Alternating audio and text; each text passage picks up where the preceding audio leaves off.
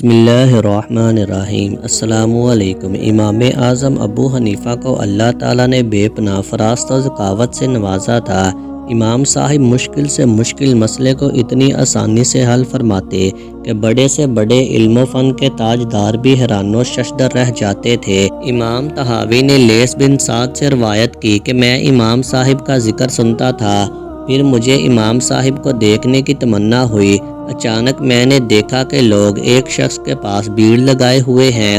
میں ادھر متوجہ ہوا تو ایک شخص کو کہتے ہوئے سنا، اے ابو حنیفہ۔ میں سمجھ گیا کہ یہ وہی ابو حنیفہ ہیں۔ اس آدمی نے کہا کہ میں مالدار آدمی ہوں، میرا ایک لڑکا ہے، میں اس کی شادی کرتا ہوں اور بہت سارا مال خرچ کرتا ہوں، مگر وہ اپنی بیوی کو طلاق دے دیتا ہے اور اس طرح میرا مال برباد ہو جاتا ہے۔ اس کی کوئی تعبیر ہے؟ امام صاحب نے فوراً فرمایا، اس کو غلاموں کے بازار لے جاؤ، جب وہ کسی باندی کو دیکھنے لگے تو تم اس باندی کو اپنے لیے خرید کر اس کے ساتھ نکاح کر دو۔ اگر وہ طلاق دے گا تو وہ تمہارے ملک میں رہے گی، اور اگر آزاد کرے گا تو اس کا عتق جائز نہ ہوگا۔ لیث بن سعد کہتے ہیں، خدا کی قسم ان کا صحیح برجستہ جواب مجھے بہت پسند آیا۔ ایک شخص امام صاحب کی مجلس میں حاضر ہوا اور عرض کیا کہ ایک شخص اپنے آپ کو مسلمان ظاہر کرتا ہے، اس کے باوجود وہ جنت کی خواہش نہیں رکھتا، جہنم سے ڈرتا نہیں، مردہ کھاتا ہے، بلا رکوع سجود کے نماز پڑھتا ہے، اس چیز کی شہادت دیتا ہے جسے اس نے دیکھا تک نہیں، حق بات کو ناپسند کرتا ہے، رحمت خداوندی سے دور بھاگتا ہے اور یہود و نصارہ کی تصدیق کرتا ہے۔ بظاہر یہ سب وجوہات کفر ہیں جو اس شخص میں موجود ہیں۔ اس کے بارے میں آپ کی کیا رائے ہے؟ جس شخص نے یہ سوال کیا تھا وہ امام صاحب سے بغض رکھتا تھا۔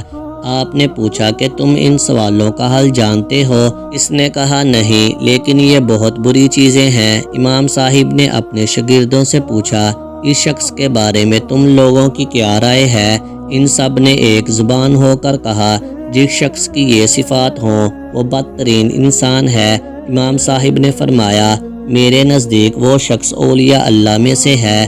سائل کو حیرت ہوئی تو امام صاحب نے فرمایا، سنو، تمہارا یہ کہنا کہ جنت کی آرزو نہیں رکھتا اور جہنم سے نہیں ڈرتا، اس کا مطلب ہے کہ یہ شخص جنت کے مالک کی آرزو رکھتا ہے اور جہنم کے مالک سے ڈرتا ہے۔ تمہارا یہ کہنا کہ مردار کھاتا ہے، اس کا مطلب ہے کہ وہ مچھلی کھاتا ہے۔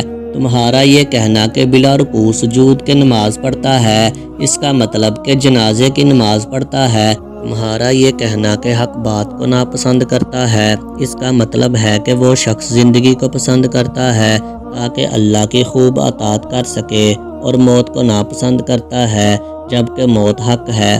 تمہارا یہ کہنا کہ فتنے کو پسند کرتا ہے، اس کا مطلب یہ ہے کہ مال اور اولاد کو پسند کرتا ہے۔ تمہارا یہ کہنا کہ رحمت سے بھاگتا ہے، اس کا مطلب ہے کہ وہ بارش سے بھاگتا ہے، اور تمہارا یہ کہنا کہ یہود و نصارہ کی تصدیق کرتا ہے تو وہ یہود کے اس قول لیست النصارى علی شیء اور نصارہ کے قول لیست الیہود علی شیء کی تصدیق کرتا ہے، جو کہ عین ایمان ہے۔